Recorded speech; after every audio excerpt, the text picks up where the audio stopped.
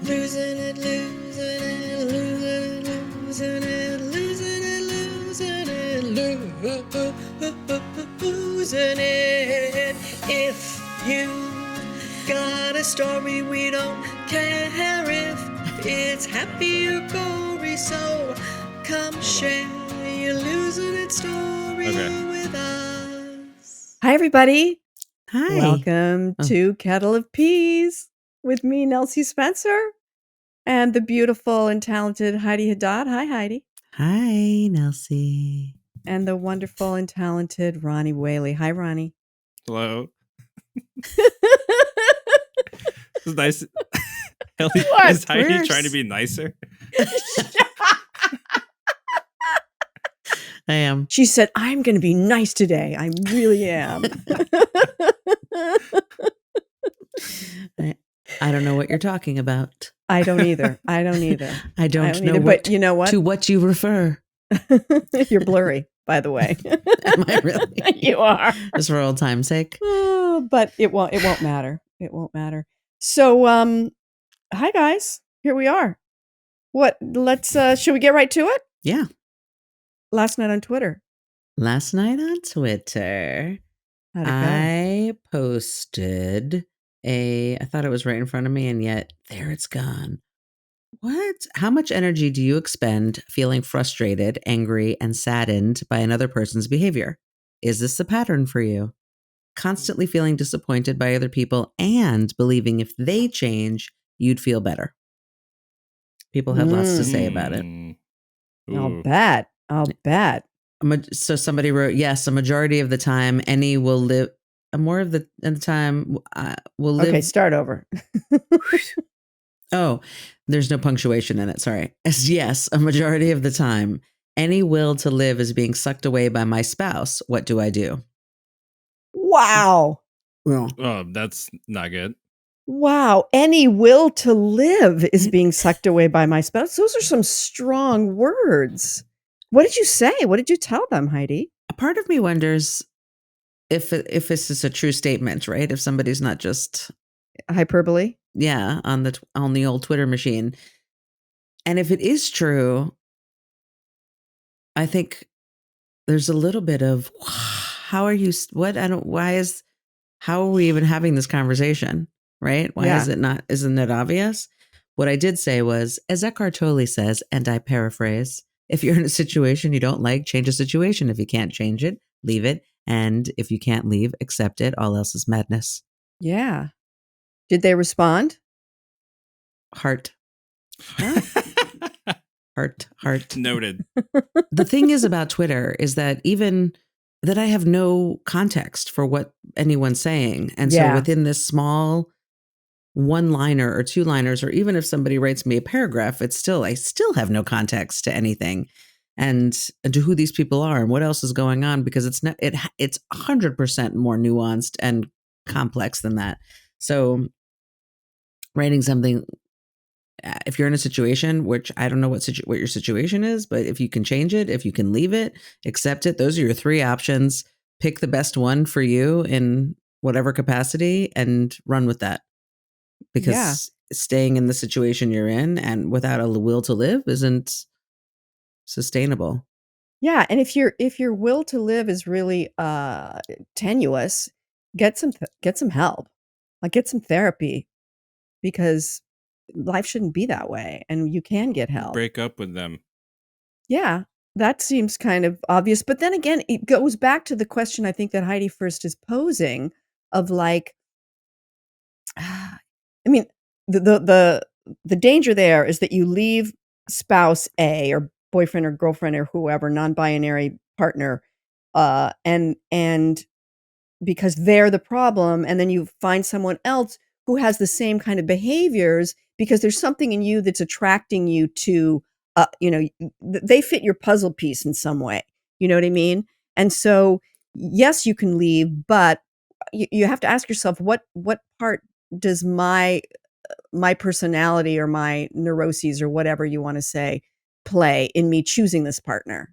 Right, Heidi? Do you think that yes, but if in that if with that perspective is that you're supposed to be working something out, and if you chose that because it's familiar / you're wanting to work something out for yourself, is maybe leaving is the way to work it out. In the past, when you've been in that, whether it was a family member or a parent that you were in that kind of relationship with, behave that certain way, and you engaged in it. It was whatever you.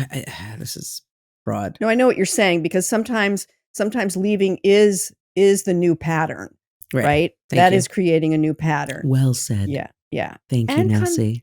Thank you. And conversely, sometimes staying and working through something and reacting differently, Right. Like some people, their pattern is, oh, it's too much, so I'm leaving. If you always leave, then maybe you never work through something and learn how to communicate, right? Right. Yeah. You're not changing the pattern if that's what you always do. You're right. Yeah. Spot on. Spot on. Thank you, Spot darling. on. Excuse me, I have to go to the loo. No, I don't. I'm kidding. So what else? Did you find you got a lot of responses from it? Yes. Yeah. So someone else wrote, I get angry when things don't go as planned, which feels like all the time. I'm too busy trying to prevent anything and everything from going wrong that I create the things that go wrong. My response to that was, what if you just let go and trust that everything will work out? Maybe not how you envisioned it, but trust your journey will be unexpected and profound if you allow it. Followed by, thank you for everything exactly as it is. And the response to that was, I definitely try changing my perspective in that way. And sometimes, some days I do well and others I don't, but I appreciate that. And I'm going to save this tweet to look on when I have those days. That's nice. And that's why I do it, just to get some accolades. But that really must feel good, though. It does feel good, but that's not what we're talking about. But totally, I mean, I appreciate that. It's helpful, of course. Isn't that I'm not saying it feels good because, I got accolades. It feels good because you gave a suggestion that landed so much for someone that they're going to save it. Like, that's why you do what you do. Right. I mean, that's why you became a therapist. You didn't become a therapist. So right. You didn't mean the Twitter. You meant therapy. Right. Good point. Right? That's why I'm on Twitter. That's why I'm on Twitter. So people say, I love you. You're fabulous. Thank you. You're everything to me. Now I feel really like I'm fitting in. It's all coming full circle. Let's see what else. Okay, someone else said in response, I remember I was like, do you expend so much energy? And this person wrote all of the energy, which a lot of people liked. How can I stop feeling guilty for calling people out of their bullshit? I feel like it has to be said, but then I have so much anxiety that I'm the bad guy for saying anything negative and for not just letting it go. What'd you say to that? Is it your responsibility to call people out? Mm-hmm. What if you donned your lab coat and simply observed, trusting that everyone's doing the best they can and just the way they need to? If someone asks you for your perspective, then share your thoughts. Somebody said this to me, and I don't remember who it was. Does it need to be said? Does it need to be said now? Does it need to be said by me? Right? Because I feel like I have that tendency too, right? It's my job to point out the bullshit. Which, like, who put me in charge? Like, it's ridiculous, and I think it has to do with, I don't know, fear. Sometimes it's fear related. Like, if that person said, if I don't say it, who will? Yeah, Ronnie, what do you think? Let's bring Ronnie. Yeah, I want to hear what Ronald touches tails. No, okay. Too much pressure. Forget it. Nothing. A lot of pressure. You got to represent the millennials right now. Come on. Well, I do sometimes have that thing where, like, I feel like I should be, when I see someone acting a certain way and they're okay with what they're doing, and obviously it's not okay with everyone else that's in the situation, I feel like I can be like, point that out. Or I could just be like, think about it, maybe not say anything to that person, and then go to someone else and just talk shit about them behind their back. And that's been helping a lot. It's been really useful for me. Don't do this at home. I feel like do not try this at home. No one gets hurt, unless they find out, which, that happens. Hey, you know what Ronnie said? You want to hear the shit that Ronnie was talking about you the other day? No, he doesn't have the balls to say it to your face, but he came to me and he was like, yeah. Did I ever tell you? When they hear it either way. I hear it. Go, Heidi. I thought you said, did I ever tell you? I know, but then I'm wondering if I want to confess that on this podcast. Okay. So, Right. nothing. Never mind. Never mind. I'm perfect. I've always done the right thing. And I've never talked about anybody behind their back ever. As a young person. Yeah. Okay, I'm going to tell you the story. And all right. Let's see how let's give it a try. Give it a try. So when I was young and just graduated from college, I was in Paris and I was making plans with this person to go see a friend of ours who was his roommate. Okay. My friend was somebody who had a job and I was meeting up with his roommates. And so we made plans. I hung up the phone and then I turned to the group of people that I was with and said something. I basically said, oh my God, he needs to come out of the closet, something to that effect. And then carried on. Then my other friends and I go. Oh, it's so obvious he just needs to do it to right. He's obviously gay. He needs to come out of the closet. So my friend Joe and I went down to meet him in the metro, and we're waiting for him, and he comes. This kid shows up, and he looks at me and he goes, "I heard you," and I'm ha ha ha. Heard what? He's like, "I heard what you said." I said, "What?" I had no idea what he was talking about, and I heard, when with the phone, I was yelling at you to hang up the phone. So the phones in this apartment in Paris, you don't just hang it up, but you have to push a button afterwards. So you put the phone back on the cradle and then push a button. And this was back when we didn't have cell phones. And who knew you had to push a button? It wasn't my apartment in Paris. Jesus. I had no idea. So he was yelling, Heidi, hang up the phone. Why didn't he hang up? Because he was trying, because the universe wanted him to hear me say that he needed to come out of the closet. I felt terrible. I felt so terrible. I was horrified. My friend Joe was hysterically laughing. He did not feel so terrible. He was just laughing at me. He walks away to laugh. I follow him. Meanwhile, this kid is like, and I'm not going out with you tonight. I just came here to tell you that, which, by the way, was very kind that he took a metro to meet us at this metro stop to tell me that he's not coming to get back on the train. So he leaves and Joe is laughing. And then this kid, so then I'm laughing with I feel horrible, but I'm laughing with my friend. I'm so horrified. I'm just, oh my God. I can't believe Sometimes you laugh because, so uncomfortable. Yes. I'm embarrassed. I'm ashamed. Yeah, I'm uncomfortable right now. Just feels so terrible. And then as the two of us are laughing about it, I look over and this kid is on the other side of the platform waiting for the train to go back. Jesus. Oh my God. The worst. Insult to injury. I mean, it was so terrible. It really was one of my more horrific moments in life. And then, and so then I'm horrified that my friend who I'm going to see is going to be so angry at me as though he's going to just sit there going, so typical lady. Just have to talk about this kid. Like I wasn't enlightened enough. And versus my friend Matt, who was in my mind so enlightened and so laid back and so cool and just wouldn't talk about anybody like that. And so we get to the restaurant that he works at and I'm just like, Matt, oh my God, this is what I did. And he went, that's cool. Let's go. I just saw Matt for the first time in many, many years the other day, and I reminisced about that very story. And he was laughing because he was like, "What are you going to do? It happened." And you know that I do have to ask the question: Is he gay? I don't actually know.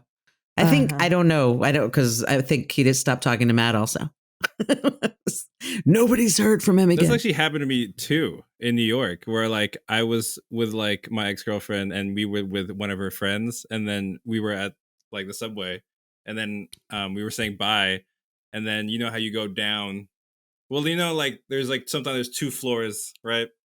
You go down underground, and then you go down where the train is, right? So we said bye right before you go down to where the train is, and then my ex-girlfriend and I went down to the train, and then I started talking about that girl, as I do.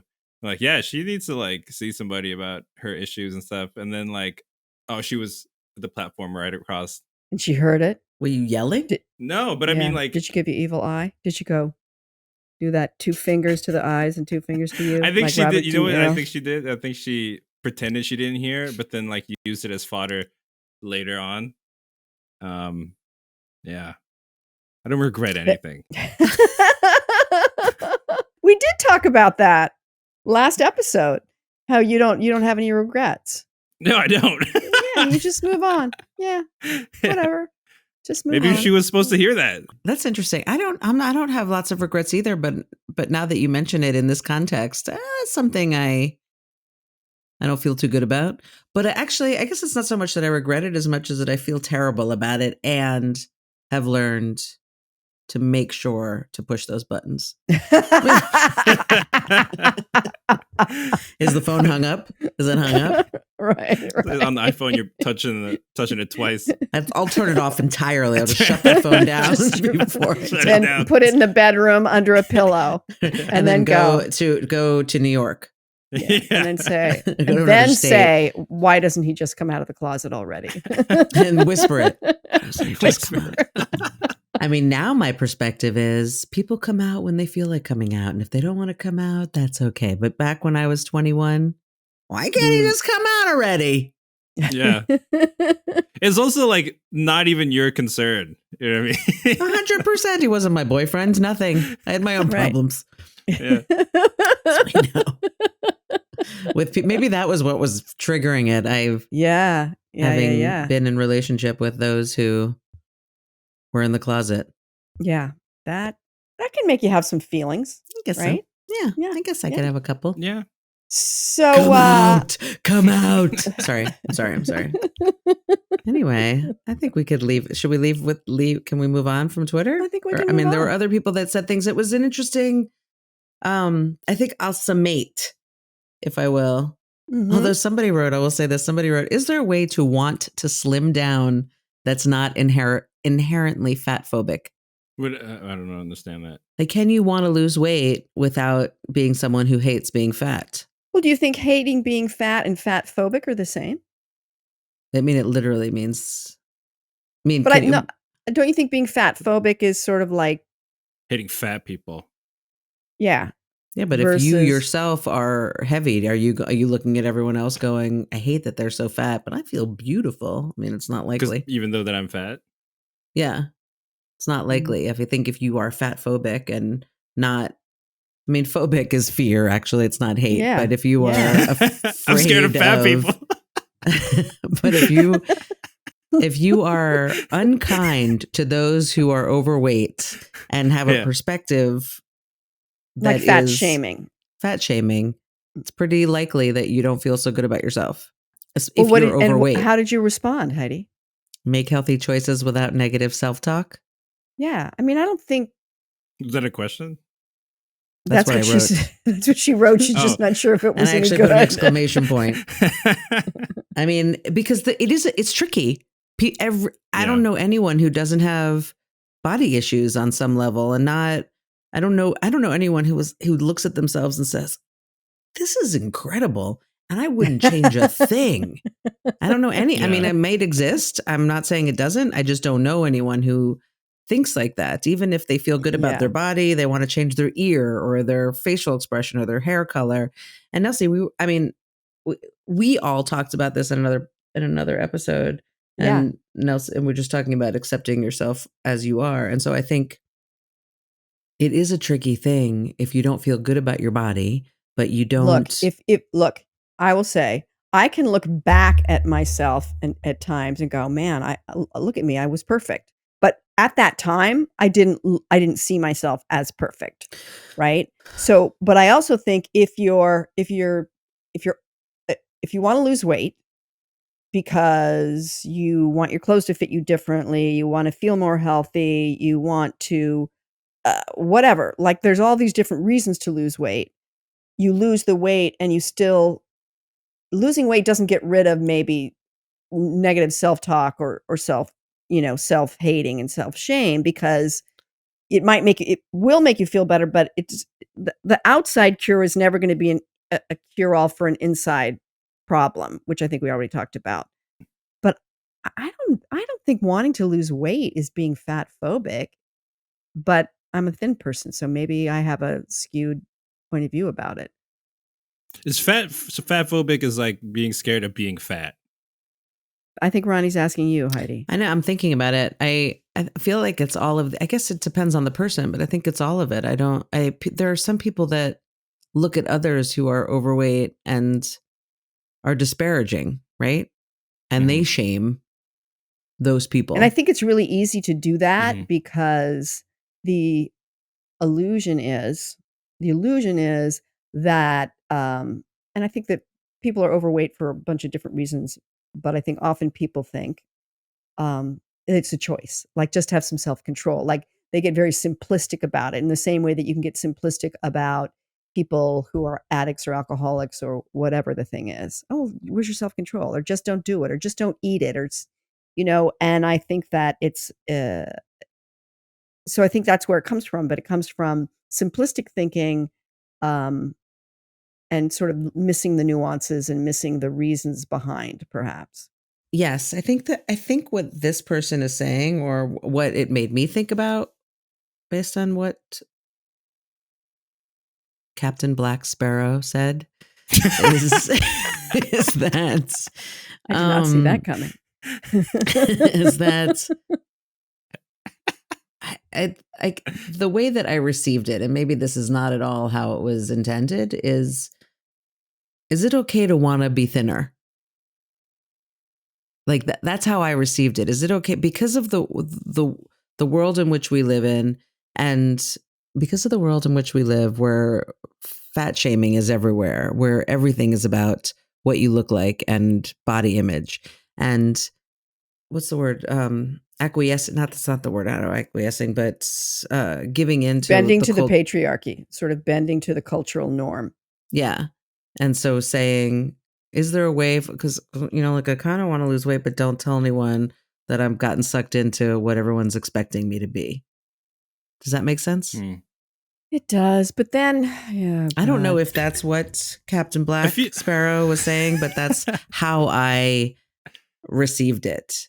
Like, Ronnie. wanting to change the way I eat or do whatever so that I model a certain way, or wanting to eat a certain way. Wanting to represent a certain way for my child, but not show him that I am doing I don't it. want to be in a diet. I don't want to do any of that in front of him, because I don't want him to get that story in his head. He'll get it anyway without me, but I certainly don't want to start now. So instead it's about, eating healthy and making choices. But if I don't eat something, he's immediately asking, why aren't you But I eating mean, that? like, isn't the attitude switch better than, you know what I mean? Like, rather than asking yourself to, or rather than wanting to be skinnier or not fat, instead being like, I would rather want to be more healthier, like healthier.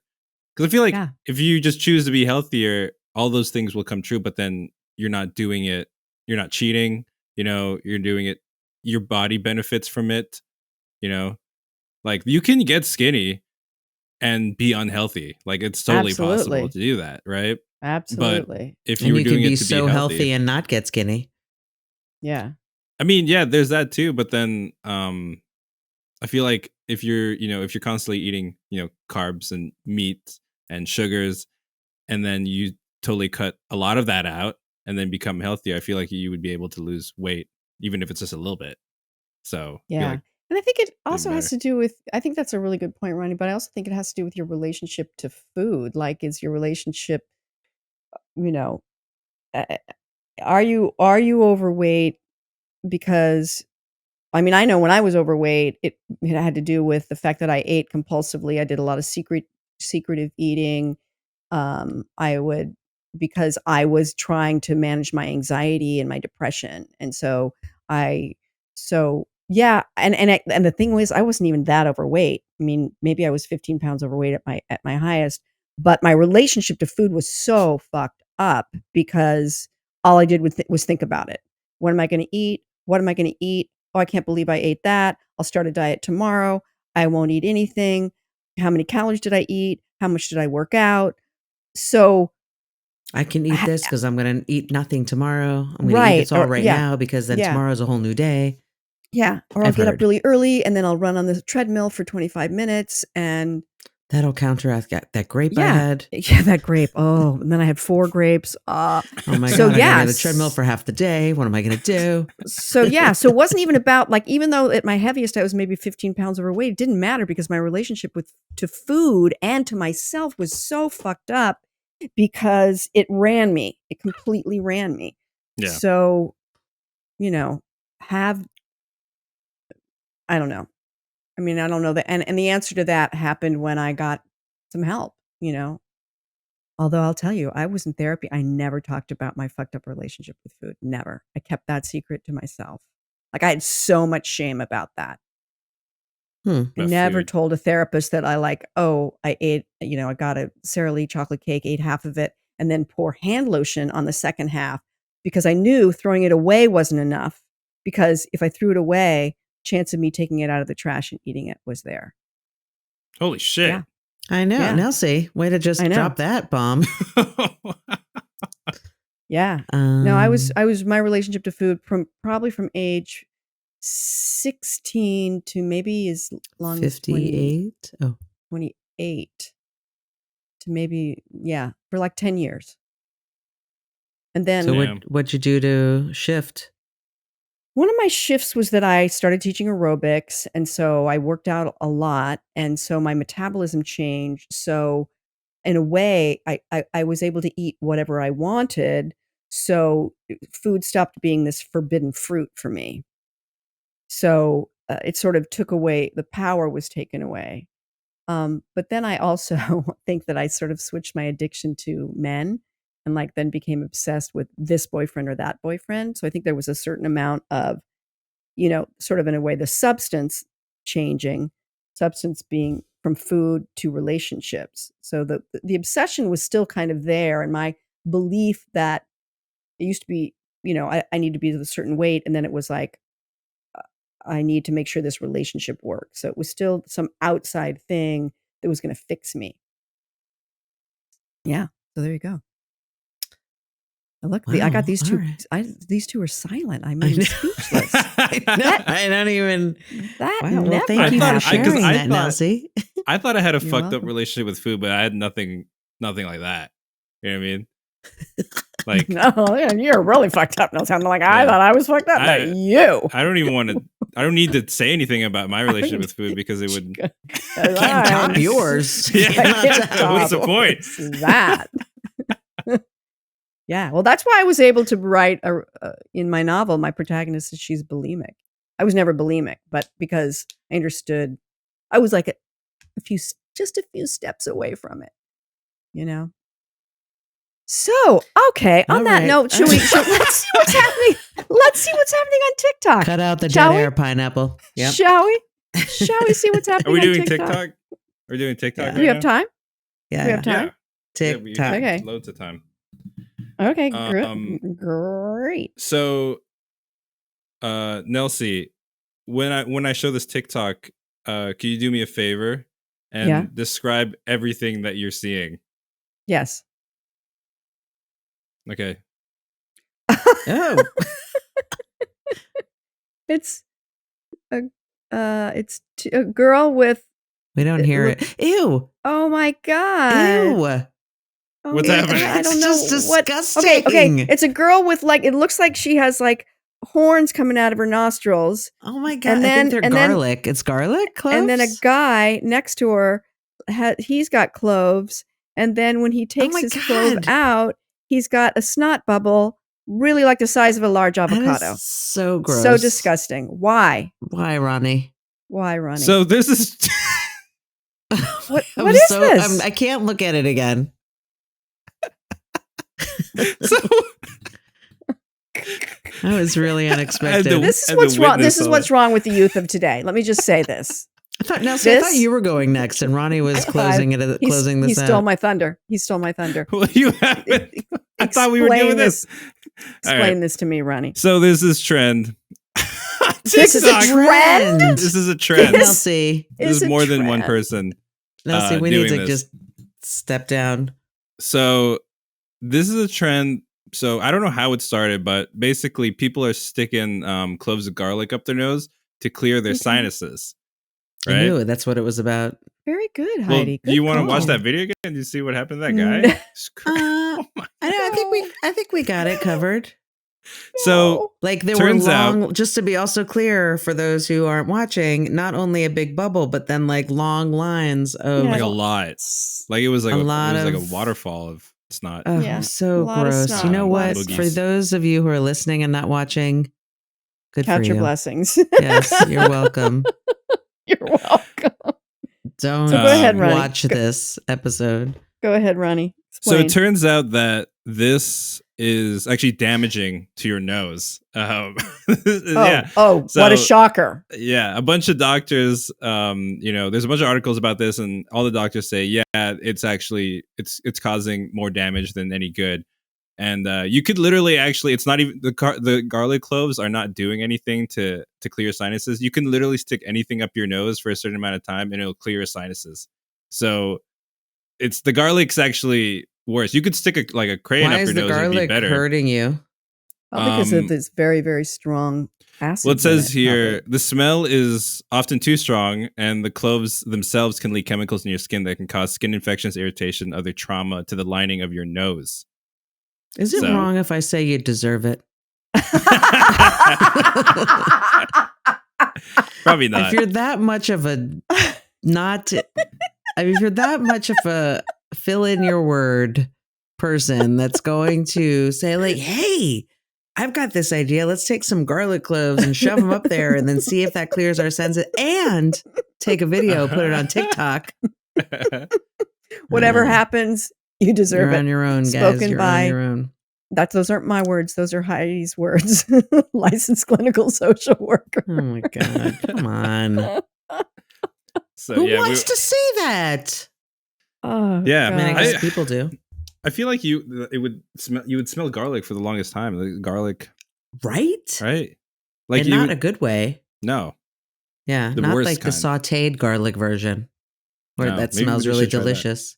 Yeah, saute some garlic, put that up So your nose. I have let's move on to this guy. His name is Roland Pollard, and he has 3.5 million followers. And he and his daughter do these gymnastics tricks together. And somehow it ended up in my, on my feed. I love when Nelsie says somehow. No, She's that happens probably on that does happen on TikTok. gymnastics. And yeah. Abusive. Wait, I'm sorry. Okay. I was fake scrolling. And for those who are listening, pretending to be on my phone, looking up. Thanks for that, Heidi. Yeah. Thanks for filling that in, Heidi.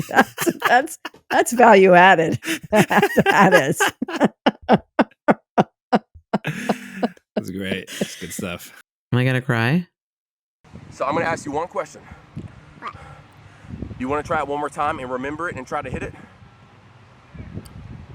Yes or no? Huh? Nah, Why? this hurts. What hurts? Let me see.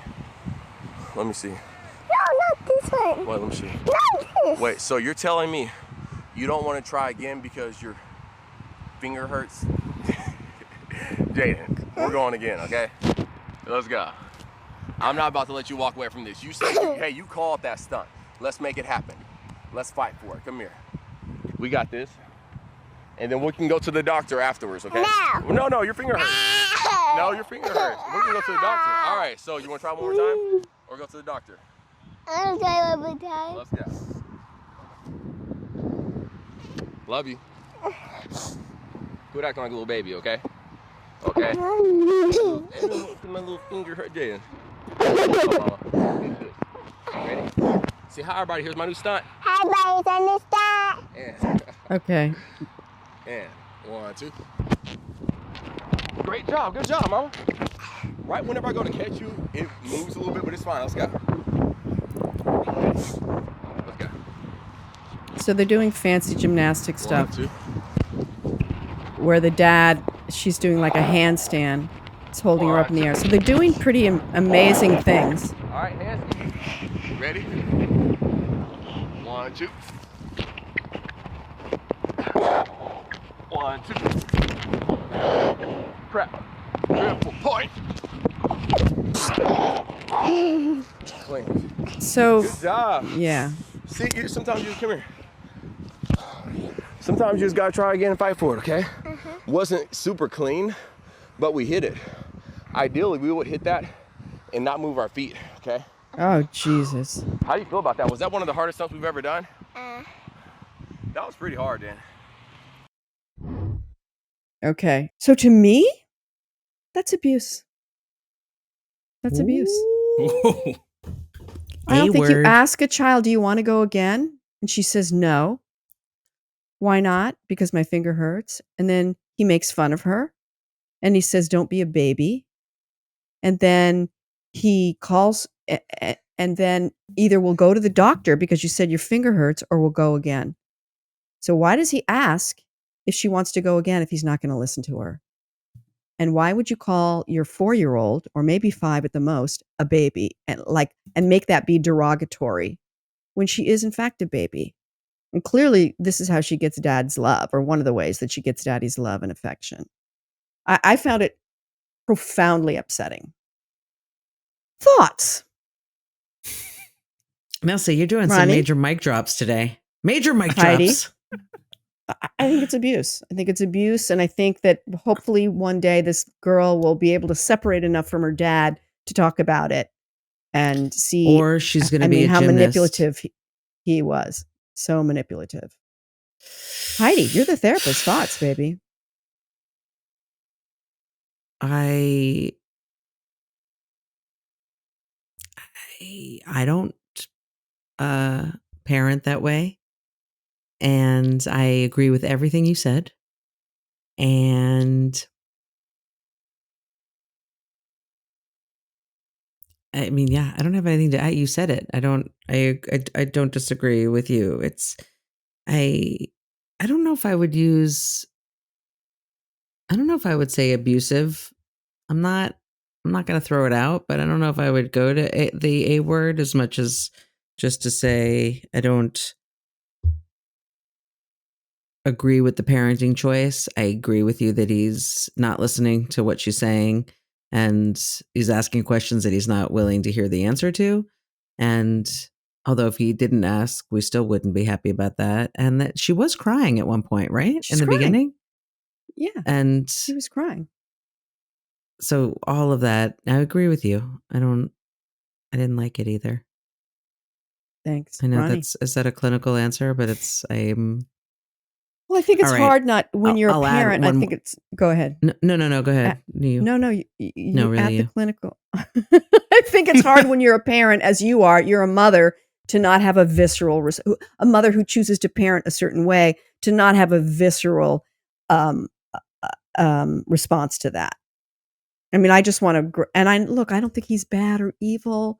You know, I don't think he's thinking, let me figure out how I can abuse my kid. I know he loves her, but I think he's misguided and not, you know, I think if she gets help someday, she'll look back and go, that's abuse. Maybe lowercase abuse, but it's abusive. So Heidi, clinical. I was going to say that somebody recently posted this thing, which I don't know if I could find, but the crux of it is saying that you want for your child that which you didn't have, but in a way that isn't, well, I want my child to have all of the things that I didn't have, but if you couldn't be a professional basketball player, then you want your kid to be the professional basketball player kind of thing. Mm-hmm. You want your child to have the successes that you couldn't do yourself. It was more in that realm. And so watching this dad do that where, she seems like she's about 4, where he's saying, we're going to do this better. And he's like, you okay? Everything worked out? See, you just push through and you'll be fine. And next time make sure your legs are straight and together or whatever they are. And yes, I agree. You articulated it well. It's a setup for, one, kids don't have choices to some extent. When you have a parent that's telling you need to do this, you think you have to, and you don't think that you don't have the power to say, no, I can't do it. And if your parent also is not giving you the room to negotiate on it, then you even more so don't have that voice. So what's the point of even asking the question?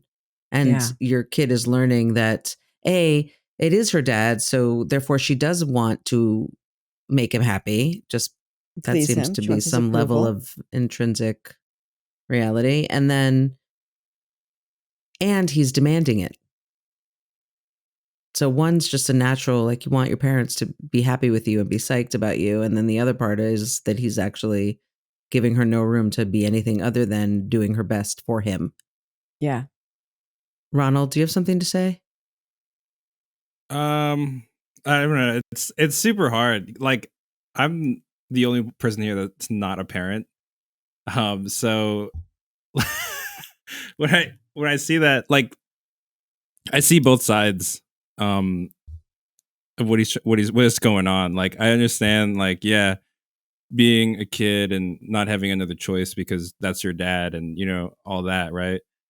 What you guys basically said, right? I don't have to repeat it. But then the other side of that, I kind of get, because, like, I know, like, I grew up with a lot of spoiled kids who had their say growing up. You know, if they didn't want to do something, they wouldn't do it, or if they wanted something, they would get it.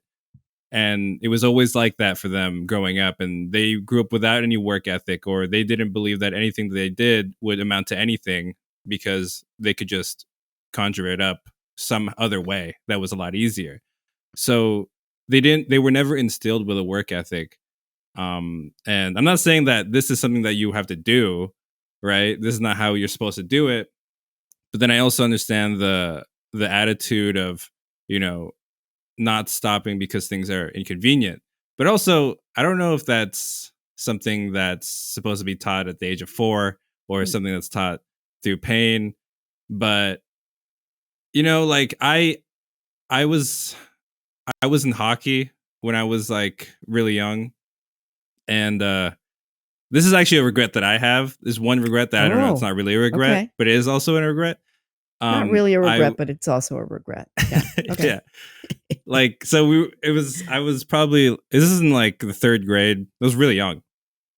And I was going to hockey for, like, a month, and it was part of a team. And during one practice, I slammed a kid so hard. You know, you do a body slam into the wall, and I hit him so hard, and he started crying, and I felt super bad that I just quit hockey, right? Oh. And my dad was like, you just want to quit? And then I was like, yeah, I can't go back there and face that kid. You know what I mean? And I regret that because I didn't go through the process of, you know, what I did. You know, I didn't go through the, like, You living didn't go, it. right. You didn't have I just ignored it, or, you yeah. know, avoided it, you Yeah. know? So Instead of doing something that's uncomfortable, like saying I'm sorry or feeling bad or having to face the kid being mad at you. But the Yeah. thing is about that example is you don't need to feel regretful about it. It's more that it was an opportunity like that where that was your father's opportunity to say to you, hey, Ronnie, if you don't want to, what were you called at that time? If you don't want to continue with hockey, that's your choice. However, in this situation, because you're having these feelings about what happened with this kid, and because this thing happened with the kid, it's important that you go and have that conversation with this kid and apologize and clean that piece up. That this was a teaching opportunity for you, whether you ultimately decided I didn't tell to my leave. dad. Huh? I didn't tell my dad. Oh, you didn't tell your dad why you wanted to quit. You just said, I want to quit. No, I just said I wanted to quit. Because if I told him, he would be like, oh, that's not a good reason to quit. Because I knew he was going to say that. You know what I mean? Uh-huh. Yeah. I just wanted to quit. But also, how did, like, the coach, I mean, all of it, and why, where, I don't, that's just it seems kind of strange that were you playing hockey for a while? A month. Only like a month. Oh, I'm sorry, I missed that. Thanks, Nelsie, for tracking you liked better than me. I mean, you were playing for I a liked month. it. You slammed one kid, and then you said, "I'm out," and you didn't tell anyone why. I heard him bad. Like, he was crying till he went home. You know, I think I might have, like, sprained something or broke something of his. We were just kids. You know, we were super young, and I felt I carried that that day. You know, so I was like, oh, I can't go back there and, like, confront that. Why kid didn't you again. talk about it? So, but also interesting, you didn't discuss it with anybody. Yeah, I mean, I didn't understand. I mean, I didn't want to tell my parents. Coach. Then why didn't the coach doesn't talk to anybody? Well, the coach was like, "You just get up," you know. To the kid. Yeah, No, and he when was you like, never showed up again.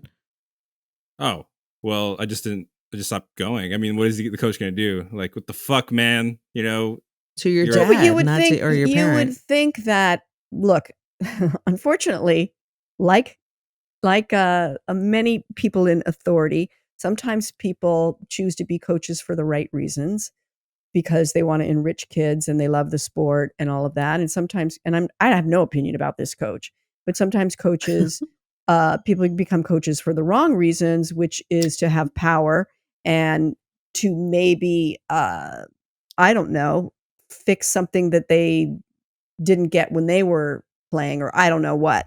But oftentimes, I've seen plenty of coaches that are dads that coach kids in sports just be completely clueless about the nuances and about how to talk to kids and about how to support them. So it doesn't sound like this coach was aware, like, oh I shit, agree. that was pretty bad, and then Ronnie never showed up again. A coach that maybe was aware would go, oh, Ronnie didn't show Right. up. I you know what, I'm going to check in with him to make sure he's okay. Right. Didn't do that. Because being a coach is a big responsibility. It's a big responsibility. You have these Ronnie's little face. egos, Ronnie's right? face is going, no. No, I mean, it's just I'm with you, Nelsie. totally understand why he didn't follow up with me, just because it's not like I had a personal relationship with the guy. You know what I mean? I only knew him for like a month. And so, like, you know, if a kid quits, it happens all the time, you know? So Right. it's different if it was like, you know, maybe I knew the guy a lot more and, you know, we had like a kinship, but that wasn't really the case. I hear you. And also, I guess, how old were you? Let's put you in What? developmental. 9. I was If you were in in the third grade, so you were probably Right. yeah, I was 9. so like 9 or 10 So or something. for me, with mine, and I also know even with my just other parents with their kids, if their kid comes home after playing a sport or whatever, doing any activity for a month that they were really excited about, and then they have their session or whatever their thing is, that class, and then they bail out. Mm-hmm. I'm not just saying, oh, you're not into it anymore. That's strange. I'm going, what happened? What happened? What happened? Not in that kind of annoying way, but I'm going to keep having that conversation with my son until I find out what's going on. If he had one lesson, and I do say that to him, I'll say, I hear you that you don't want to do XYZ, and that's cool. You don't have to do it. I'm just wanting to understand why, so that for me, I mean, just making sure he's safe. That's part of my intention, is to make sure that nothing happened that he didn't understand or that wasn't safe for him, or how he's interpreting something, or or it smelled bad, and so therefore, like, maybe it's something I can help with, maybe it's not, but I want that information so that I can help him and to cushion the ground as he walks going forward. I'm kidding. That was to you, Ronnie, because about your coddling, which makes me circle to when you were originally telling the story, Ronnie. I was thinking about one of our other episodes when we talked about coddling versus I don't remember what the verses was. Nurturing is that even in these situation, even with that guy, and the difference between being really intense with your kid and being able to hear them, giving them a platform to speak their truth and support it. So let's use the hockey as an example, where you come home from hockey. Let's say it's a month and you had 3 other games before that, or times that you were practiced.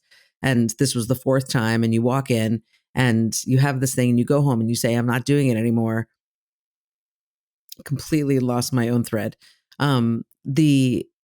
Your father could have said to you, I don't care what your deal is. You've made this commitment and you're getting back in there.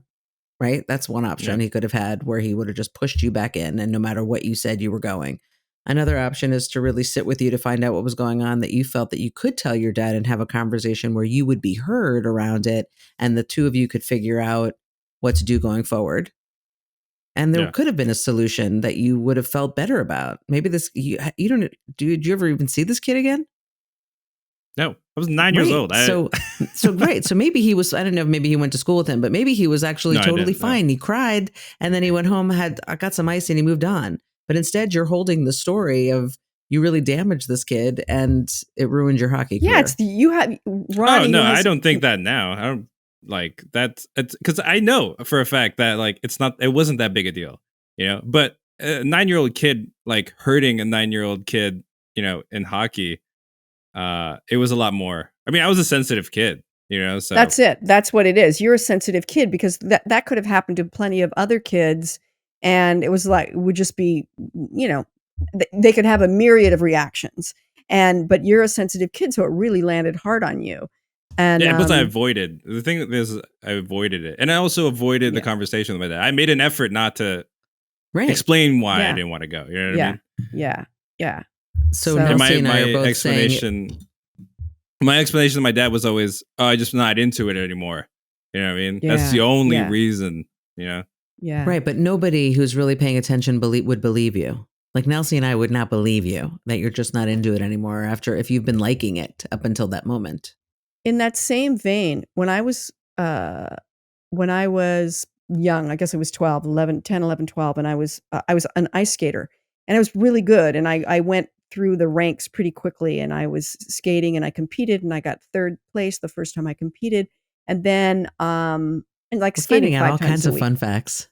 Nelsie. And then skating 5 times a week. And then I just decided I want to quit. And because I was interested in boys. Like I don't have time for skating now because I have to spend, I was 12 and my mom went, okay. And I think part of the reason she said okay is because she was driving me to early morning skating like 7 a.m. 5 days a week. And I think saying okay was like, whoa, right? And I looked back at that for my entire life and regretted it. I regretted it. Quitting? Because I wish my mom would have said, you could have been at the Olympics. You know, well, even if she just said, you know what, I hear that you're not interested. Why don't you just let's do 1 or 2 more months with Farrell. That was the name of my teacher. And if you still feel the same way, then we'll quit. Then that's okay.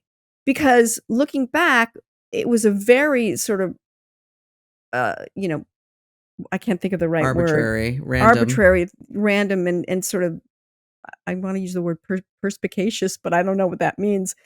It was just out of the blue. And I might have felt differently in a week or 2 weeks if after 2 weeks later I was now landing that axle and whatever, you know? And so when my son, fast forward, I'm a mom, and my son Malcolm, who's been doing gymnastics 4 times a week and has won some stuff and blah, blah, blah. He says, Mom, I don't want to do gymnastics anymore. I was like, okay, I hear you. Well, let's do this. Get out there. Why don't get out. Come on. Stop crying. Don't be a baby. I said, why don't we do this? I said, first of all, you're part of a team. And I know there's another competition. Why don't we stay till the end of this month because we paid through the month.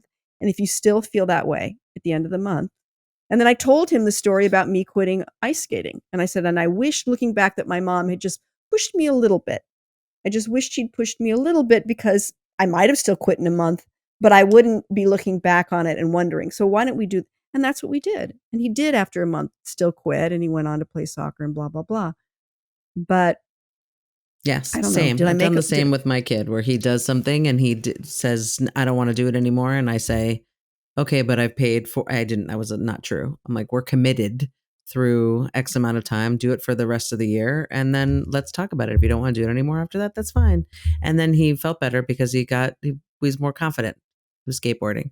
He became a more confident skateboarder and he felt better about it. You went to a skateboarding school? So school is a strong word. Lessons. Yes. Lessons. Oh, interesting. He's getting his PhD in skateboarding. I couldn't be the one to when he asked for a skateboard. I got him a skateboard and then thinking like, cool, all right, he's going to skate. But then I couldn't teach him how to skate because I don't know how to skate. And teaching him how to ride a bike, that's one thing I could do that. But this, I had no historical. You had no make bandwidth. Sure you've got both feet on. Make sure you're bending your knees. I didn't have any sort of tips to give. Instead, I was on YouTube looking at videos, and I'm like, all right, you weren't teaching him ollies, which I think is a skateboard move. It is. I now know. No, instead I put him Anyway, who cares? Anyway, the point is, I think Nelsie and I are in agreement that it's about having that conversation with your kid about something. So this father on the TikTok who says she's crying because her finger hurt, be like, okay, let's stop for today. Let's pick this up tomorrow. Okay. Yeah. Period. He said, he Rather asked than her, do you forcing want to it. go again? And she said no. And he said, I don't care. Let's do it again. No, he was smarter than that. Oh, And I don't, really? again, he's not a bad guy, but he clearly pushed some buttons for me. Yes. But I mean, if you think about it, he posted that for a reason. Well, and he got a lot of comments, and some of them were, I don't know why you asked her if she wanted to go or not when you didn't listen to her answer. Oh, they did? Yeah. He doesn't respond to any of that I stuff, don't know. right? I got too upset. I had to just step away from the TikTok. 3.5 million Listen. followers. So this is a karate instructor, right? And he's teaching this kid not to give up. Here, why don't you just watch it? Okay. Zeus! Zeus! Zeus! Zeus! That's what this is about. Good. Let's get to that. Why are you crying? That's what this is about, son. It's okay to cry. We cry as men. Why are you crying, though, son? Oh. Come on. Tell me, why are you crying? He's crying because it hurts. It's called a test for a reason, but why are you crying? Go ahead, son. Because what? Because it is harder to push through with my left hand. Okay, good. You know in life there's going to be things harder for you to do than other things? Yes, sir. And you know those things that may appear to be hard to do, you're going to have to do as a man, regardless. Do you understand? Yes, sir. So I don't mind you crying. I cry a lot too. You know what I'm saying? We have to go all as men. It's going to be very painful. Do you understand? Yes, sir. Being a black man in this country, you're going to need mental fortitude. You're going to have to be strong here more so than here. You understand? Yes, sir. You can do it. You just got to put your mind to it. As hard as you can.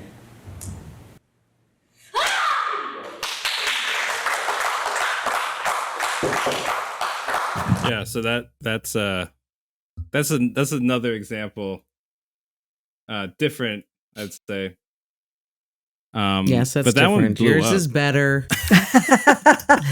Well, that's all right, that's Ronnie, you win. I feel like that's a different way to handle that, right? Don't worry, guys. I almost fell backwards. It's fine. I'm fine. I didn't see that. It was me like this. Yeah. He's falling over. Oh, well, a few things hit me there. Like, first of all, I don't know. He said, that's okay if you're crying. It hurts. I cry too. I like that. It had a softness about it. I don't think there was any mocking going on. And I feel like that other dad was mocking her a little bit. You know, why are you crying? Don't be a baby. And then when he makes the comment about, you know, being a black man in this country, that really got to me. Because That's how you feel. well, you know, being a white woman in Totally this country, relate to that. I've had to be strong. I've had to be strong. It's been really hard. No, I just think that it's a whole cultural thing that's different and something I don't fucking understand. You know what I mean? Oh, God. I hate you both. I hate you both. I hate you so much. Nelsie was gonna say, as a black man in America. I resonate with that. She just, you know, it's just. Oh, God. God. When he said that part. No, you're telling me that didn't resonate for you guys? No, I mean I'm not a black man. No, what I meant when I say resonated, not because you're black or a black man, but because You're angry. because he's coming from a specific point of view that is fucking generational and cultural, that for him, he feels like he's giving this young boy something that he needs to survive in this culture. So that made it landed on me in a way that I was like, I don't know. It just I felt I don't know. I felt love and compassion and yeah, that's all. Mock me if you will, but that's how it hit me. That's what I'm saying. I know I agree. I think that I think he handled it I think that one of the main differences is that he got down on his knee with the kid and said, let's talk about this. He validated the fact that it hurts. He validated that crying is okay and that he does it too. And he's also making a broader commentary and relating it to him, saying, as a Black man in this country, life is hard and it's important to be strong. And also with karate, it is about your mind, right? It's not about just not the strength of your fist or your hand or the karate chop. Or the karate chop.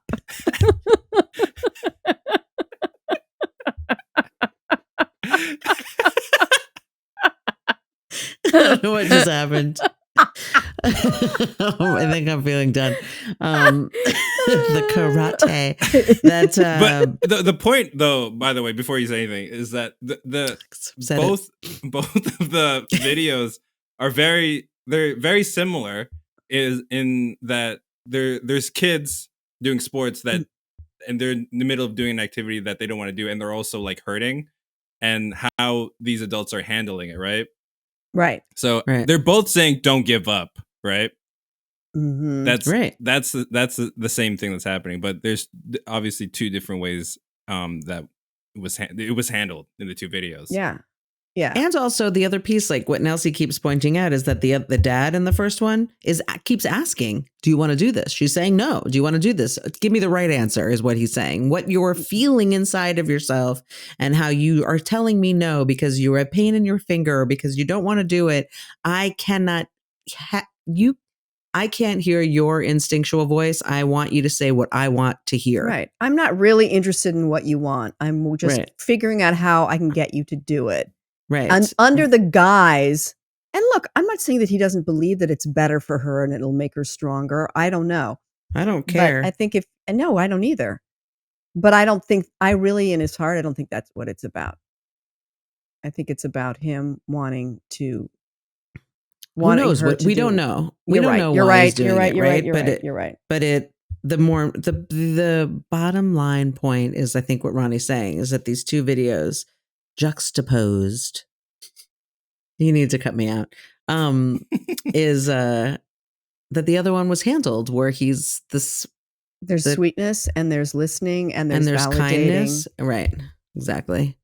Yeah. That there's room for this kid to have his experience of it. The interesting thing is that the message for both is the same, is not to give up, which I feel like is kind of interesting. Both are saying not to give up.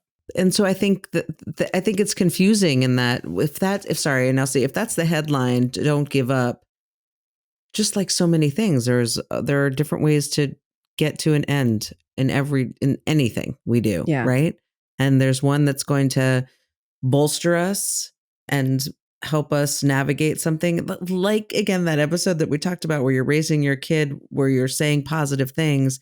Your kid walks out of the house feeling good about him or herself or themselves, versus kid walking out of the house feeling defeated already and just trying, is dad going to be happy if I do this? I hope dad likes me, what I do, versus, I feel good about this. I feel good. Yeah. Like I did this, and my coach or my sensei or whatever he is feels proud. I mean, he made a point, and it's about me. It's about me feeling good about what I'm doing and feel, But also here's a big difference that I think is important.